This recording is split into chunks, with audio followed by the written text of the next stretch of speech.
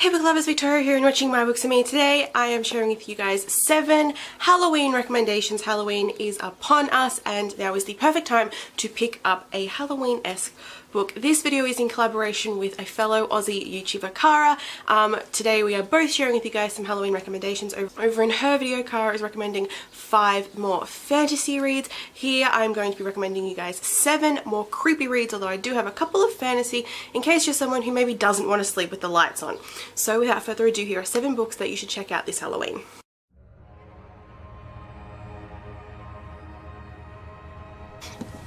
Starting off with 3 creepy recommendations. The first one is The Dead House by Dawn Kurtidge. I think I actually have a review out for this book, so I'll link to that below if I do, a video review. This one is a really creepy book about a character who suffers from dissociative identity disorder, but that's not what makes it creepy at all.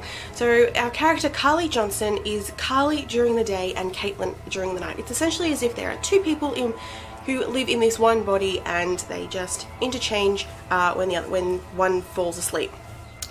However, one day Caitlin wakes up during the day. She's not allowed to have the day, she has the night. And she starts freaking out because she doesn't know where Carly has gone. While she is trying to figure all this out, she uncovers some sort of sinister things about things that have happened at the high school that she's boarding at, Elmbridge High School. And she sort of also starts to slowly deteriorate. And between all this, we are reading Caitlin's diary, and between all that there is also police reports because it is 25 years since the Johnson incident in which Elmbridge High School caught fire. 3 students were killed in the blaze, 20 were injured, and one, Carly Johnson, disappeared. For 2 decades, little was uncovered about what became known as the Johnson incident. It's really creepy because you don't really know what is going on, but you know there's something happening, and because you're alternating between time periods and from Caitlin's own perspective and then like the police reports and what her psychiatrist thinks, it's quite interesting. You really aren't going to expect what happens at the end, but it's a really enjoyable and really creepy read. Next creepy book is Asylum by Madeline Rowe, the first book in the Asylum series. This book is set in an asylum. For some weird reason, New Hampshire College is on the same grounds that a asylum once was, and the dormitories are the asylum. So our main character Dan Crawford is 16. He's going to the New Hampshire New Hampshire College prep program for the summer, and he's staying in Brooklyn Dorm, which was once the asylum, and some funky stuff starts happening during this program, and there's weird people in the town, there's some shady stuff happening around the school, some students end up getting attacked, I think even one of them ends up getting killed, and Dan and his new friends Abby and Jordan decide to do a little bit of snooping and try to uncover a little bit more about the history of this asylum, because actually in the basement and one of the offices on the ground floor, they have not been touched since the asylum's heyday. They're still filled with everything to do with the asylum, and they managed to crack into and go down into the basement levels and uncover some of the horrors of this asylum, and Dan sort of starts to uncover that maybe he's a little bit more closely tied to this asylum than he wanted to be. Added bonus for this is that there are creepy pictures throughout the entire book, sort of like Miss Peregrine's Home for Peculiar Children. I don't know where this series is going after this. I haven't yet continued on, but it is definitely a bit of a chilling read, and definitely if you love the setting of an asylum, you're going to love this book. Finally, the last proper like horror creepy read that I'm recommending to you guys is Through the Woods by Emily Carroll. This is a collection of 5 graphic novel short stories, illustrated and written by Emily, and for starters they're just generally really beautiful. I love the artwork in here. The stories themselves are quite creepy, the artwork by itself is quite creepy, and together they definitely make some really interesting and chilling stories that don't really sort of feel like they're scary at the start, but the further along you go with each story you realize that it just gets creepier and creepier and the artwork gets darker and darker. There are a couple of artworks in here that are quite like chilling. When you flip to that page you're like, oh my god, but it's a really good book, especially if you want something that is a little bit more on the pictorial side, if that's maybe what makes you a little bit scared at Halloween. But I definitely recommend checking this out. It's such a beautiful book and I definitely think you guys will enjoy it.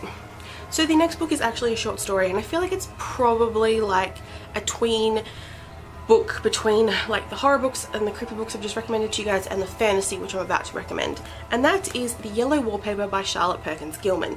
I'm mainly talking about the short story The Yellow Wallpaper, but this Penguin Classics edition also contains the stories The Rocking Chair and Old Water. The Yellow Wallpaper is a semi-autobiographical story about a woman who, it's either she suffered a miscarriage, she's had a stillbirth, or her child died in infancy. I can't quite remember how it went. One of them. And so she's sort of suffering from postnatal depression, and this is certainly during the 19th century when there was no real sort of like medical treatment or like proper medical treatment for mental illness like that. And so her doctor and her husband have sort of locked her away in this room in this house in the countryside in the hopes that, you know, she sort of has a change of scenery and she can sort of be away from people, she can recover. But the further along you get in this story, the more unhinged she becomes, and like she just becomes more unhinged. The reason why it's called The Yellow Wallpaper is because the room in which she's staying has got these ghastly yellow wallpaper on the walls that she becomes fixated with, and as she gets further along in the story, she's sure that she can see people stuck behind the wallpaper, and she starts peeling it off, trying to let them free. And what really makes this, there's two things that really make this creepy. One, it's the final couple of paragraphs, lines of this book where you really understand that she is unhinged, that she has not gotten better, that she has fallen apart, and the fact that this is something that really would have happened back then, and the fact that it is semi-autobiographical, that our author experienced something similar to this. Like, it is scary in that sense that it gives a real horror. The other two stories in here are very similar in that they are sort of based off real horrors. They're not as confronting as The Yellow Wallpaper, but if you're looking for something short to read and something that is scary because it's like a real thing, then I definitely recommend checking out The Yellow Wallpaper. Even if you don't want a scary read, and just in general, I really recommend The Yellow Wallpaper because it's quite an intriguing and interesting and confronting story. Now, it can't be a Halloween recommendations video without, of course, recommending to you guys like the pinnacle of Halloween reads, and that is Harry Potter and the Philosopher's Stone.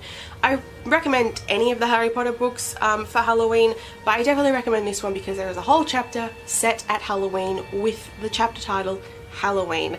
It's like your perfect magical, fantastical read that if you are someone who maybe just wants a bit of magic for Halloween and nothing really scary, then this is your go-to book.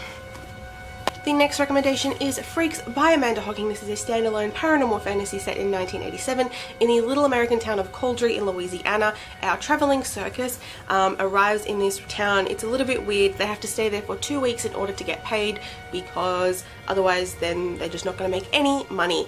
And the town's a little bit creepy, but they're okay with it because they're a little bit out of town, and the town just really supports them every single night that the carnival is open and they're making a killing. Speaking of killing, because there's some shady crap happening, a couple of the members of the carnival end up getting attacked. One of them, or maybe two of them, I think at least one of them ends up dying by this weird shadow beast.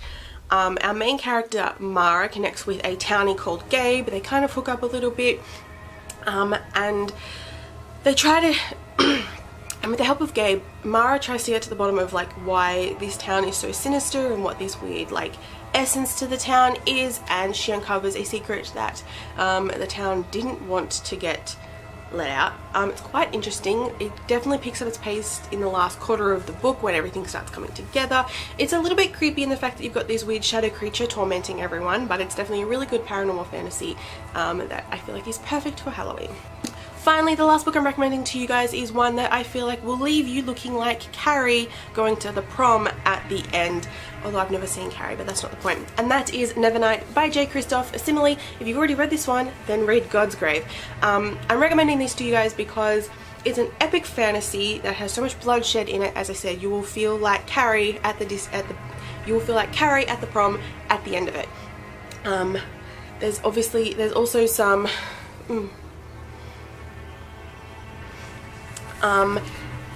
I'm recommending this to you guys because it is an epic fantasy that has a ton of bloodshed in it, and as I say, will leave you looking like Kara going to the prom at the end. It's a really, really good book, and definitely if you are interested into wanting a little bit more of a deeper read this Halloween, I recommend it.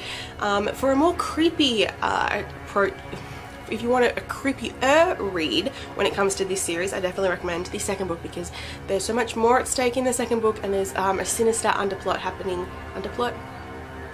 There is a sinister being in the second book that is so intriguing, and I hate Joe Christoph for writing that character because now I have to wait for the third book, but that's not the point. I definitely recommend if you want something that's full of bloodshed, this is your go-to book. So if you guys found something to read this Halloween from this video, don't forget to go check out Kara's video if you want some other fantasy recommendations for Halloween as well. I'll link to her video in the description below and on the end screen. Let me know in the comments below some of your Halloween recommendations because I can't get enough of creepy books. I read them any time of the year. Halloween is just a very special time that that I read them. Also, let me know what you guys are doing for Halloween wherever you are in the world. Here in Australia, we don't really celebrate Halloween that much. Halloween for me is just a time where I read creepy books and I binge watch the Saw movies. This year I'm planning on marathoning all of them before watching Jigsaw. I'm really, really excited about that. So let me know what you're doing for Halloween, and I hope that you have a fantastic Halloween, whether it be super scary like you want or if you just get a whole lot of candy. I hope you have an enjoyable Halloween. I'll see you guys next week with another video. Bye!